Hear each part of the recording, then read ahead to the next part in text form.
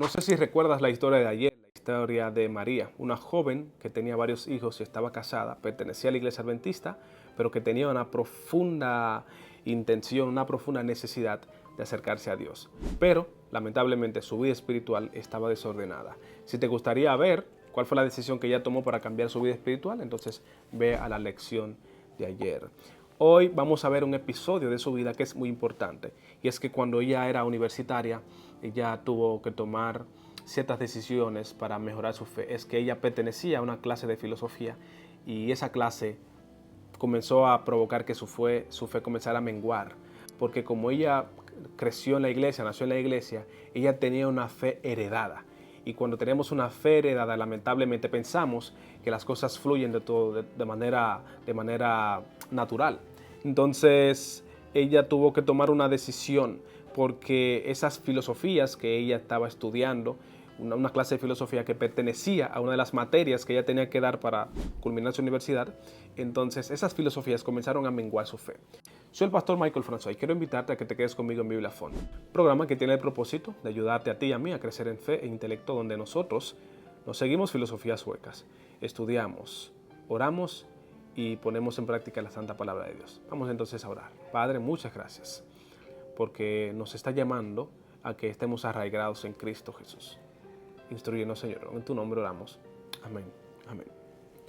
La lección que nos compete hoy estudiar es para el 2 de marzo, arraigados y creciendo en Cristo. No tenemos un versículo específico, pero sí la lección está permeada de muchos versos de la Biblia. Así que el contexto en el que se desarrolla esta carta, el capítulo 2, donde está la orientación de hoy, es que el apóstol Pablo le escribe a los colosenses en esta sección con el propósito de enseñarles a que deben recibir a Cristo y también andar en Él y permanecer arraigados en Él como una planta viva. Una plantita del Señor, ¿verdad?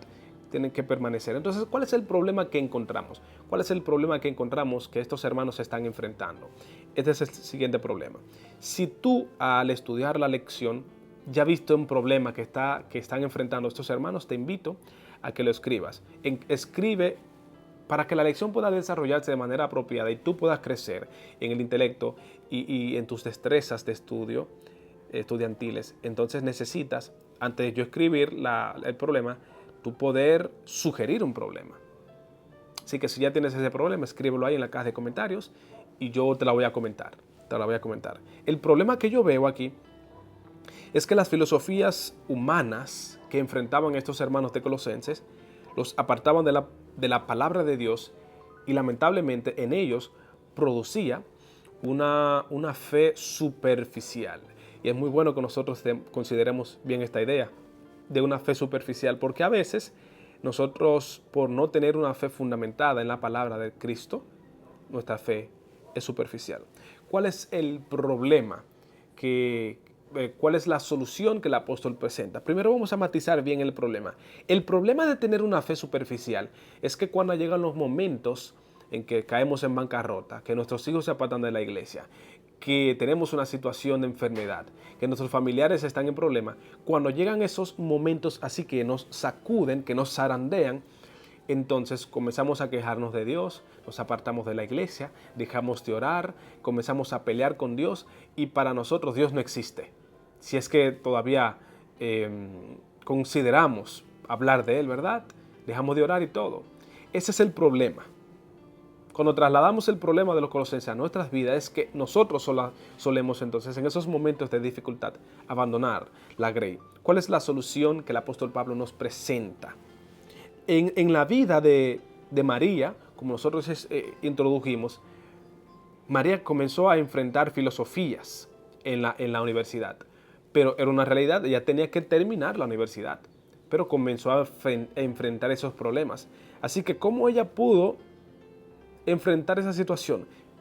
Siguiendo lo que el apóstol Pablo diría a sus hermanos de Colosa. Deben ustedes, en el nombre de Jesús, morir al yo. ¿Qué significa morir al yo? Al yo es desplazar nuestras decisiones y colocar en nuestras decisiones a Cristo. Es evitar que todo lo que nosotros hagamos sea por nuestro beneficio. Es evitar que cuando oremos todo el tiempo estemos orando por nosotros mismos. Por ejemplo, había un pastor que, escribió una matutina que se llama Estos fueron los valientes. Y me parece que tú lo conoces, se llama Félix Cortés. Y él decía que en una ocasión tuvo la oportunidad de analizar su oración. Y al analizar las oraciones que él hacía en las mañanas, él se dio cuenta que su oración siempre rondaban en sus intereses. ¿Cuáles eran sus intereses? Normalmente oraba por su ministerio, que Dios pueda bendecir su ministerio, que él pueda progresar, que pueda avanzar. Él dice también, no estoy seguro realmente de si fuera el mismo, pero él dice como que era él que hacía esas oraciones. También él oraba por sus familiares, que sus hijos estén bien, que su esposa esté avanzando, que tenga buena salud. Y al fin y al cabo la oración rondaba en eso, orar por él mismo y por sus intereses. Eso es mantener un yo muy activo. De paso, en Estados Unidos se hizo un análisis de las llamadas telefónicas con el propósito de descubrir cuál es la palabra que la gente más repite. Adivina cuál. Escríbelo en los comentarios. Yo. Nosotros constantemente repetimos la palabra yo. Y Dios quiere que desplacemos el yo por Él. Que Él comience a gobernar. Como diría el apóstol Pablo, con Cristo juntamente estoy crucificado. Ya no vivo yo. El apóstol Pablo en esta carta, en otras cartas, él dice que todo lo que él había ganado en Efesios, todo lo que él había ganado lo tenía por basura. Porque ya el yo, los logros, el éxito no estaba permeando su cabeza, no estaba en su mente. Solamente estaba Cristo. La primera orientación para resolver el problema, la solución del problema es que nosotros tratemos de morir al yo. Y la segunda orientación, que es muy importante también, es que si nosotros hacemos que muera el yo, entonces tenemos que aceptar a Cristo y su palabra.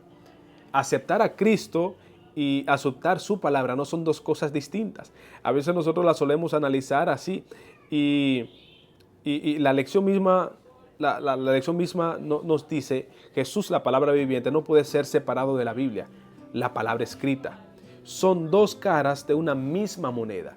Es decir, estamos aquí muy conscientes de que si nosotros morimos al yo y aceptamos a Cristo, significa que estamos aceptando su palabra, porque Él es la palabra escrita. Ojalá que esa palabra escrita te esté instruyendo y cuando llegue el momento en que tú tienes que estudiar la Biblia, no dediques el año completo simplemente a marcarla, sino que también tú permites que todo el tiempo ella esté marcando tu vida, ella esté cambiando el rumbo que está tomando tu fe, ella está ayudándote a crecer espiritualmente. Lo último que debemos considerar en este problema, para resolver el problema de María, el problema de su desorden espiritual, es que debemos depender, nos orienta la lección, debemos depender constantemente del Espíritu Santo. Hay una parte de la lección que nos ayuda a recordar esta idea y que cuando el apóstol Pablo escribió, dejaba claramente que debemos andar en Cristo. Debemos manifestar ese deseo de crecer en Cristo. Pero para nosotros manifestar ese deseo, él dice que debemos recibir el Espíritu porque Él es nuestro, no recuerdo bien la palabra específica, pero es la persona que está ayudándonos constantemente. Quiero retomar la lección de ayer porque él menciona la palabra que yo quiero resaltar. Él dice parakletonsis, que significa confortador. También la persona que nos mantiene. Es decir, lo que el apóstol Pablo nos está diciendo es que necesitamos permanecer en el Espíritu Santo porque Él es nuestro ayudador, nuestro paracleto, como diría Cristo cuando lo envió en Juan 16. Aquí os envío el Espíritu Santo, vuestro consolador. Así que es bueno que nosotros consideremos estas ideas. Y la orientación práctica de este día para ti es que recuerdes que debes estudiar la Biblia. Primero, debes orar. Segundo, y debes, en el nombre de Jesús, establecer este tipo de hábito de manera diaria, de manera continua. No podemos subestimar la importancia de estudiar la Biblia todos los días, porque la hermana de White en sus escritos, por ejemplo, en el camino a Cristo, en la página 70, enfatiza de manera directa: conságrate a Dios cada mañana. Conságrate a Dios cada mañana. La invitación de Elena, de nuestra profetisa, es que nos consagremos a Dios cada mañana. Y si hemos tomado la idea esta de consagrarnos a Él cada mañana, debemos hacerlo, dice ella. Haz de esto tu primer trabajo. Lo que Elena está diciendo es que para nosotros la consagración debe ser prioridad. Yo recuerdo que una vez le dije a mi papá: mira papi, yo estoy en plan, ya yo soy un adolescente, ya yo tengo una edad ya prudente, creo que puedo trabajar. Y como mi papá entendía que mi prioridad no era el trabajo, sino los estudios, entonces él me respondió diciendo: bueno, Michael, solo quiero que tú recuerdes algo. Tu trabajo es estudiar. Por ahora, tu trabajo es estudiar. Es importante, y qué bueno que él me haya instruido de esta manera, porque Elena nos está diciendo aquí en esta cita: conságrate a Dios cada mañana. Hazte esto tu primer trabajo. ¿Cuál es el primer trabajo que tú tienes al levantarte en la mañana? Muy probablemente sea arreglar tu maquillaje. Muy probablemente sea bañar a los niños, prepararlos para que vayan a la iglesia, hacer llamadas telefónicas, organizar el día para que las cosas puedan marchar mejor. Pero he pensado que antes de tú bañarte, antes de asearte, Dios debe verte. Antes de que tú hagas cualquier tipo de cosa, debe haber esa intención de consagrarte enteramente a Dios. La última cita que vamos a considerar es de Elena también. Y ella dice claramente: el corazón debe renovarse cada día por la gracia. No vas a lograr, te lo repito, no vas a lograr que cada mañana tú despiertes con ese enfoque, porque las emociones varían. Y va a haber momentos cuando te vas a tener que someter, va a haber momentos cuando vas a estar de viaje, vas a estar en otras situaciones, ¿verdad? Pero esto es por gracia, porque lo que nosotros no podemos lograr, Cristo lo pone. La pregunta final que te hago es: ¿estás realmente arraigado en Cristo o solo aparentas vida espiritual? Ojalá que tú y yo estemos arraigados en el crecimiento en Cristo, porque para que nosotros podamos lograr eso hay 3 cosas que tenemos que hacer: morir al yo, aceptar a Cristo y su palabra, y finalmente depender enteramente del Espíritu Santo. Muchas gracias, Dios, por tus bendiciones. Estamos deseosos, Señor, de poder caminar contigo en tus preceptos. Por eso ponemos en tus manos nuestras vidas y te pedimos: ayúdanos a estar arraigados en ti. En el nombre de Jesús. Amén.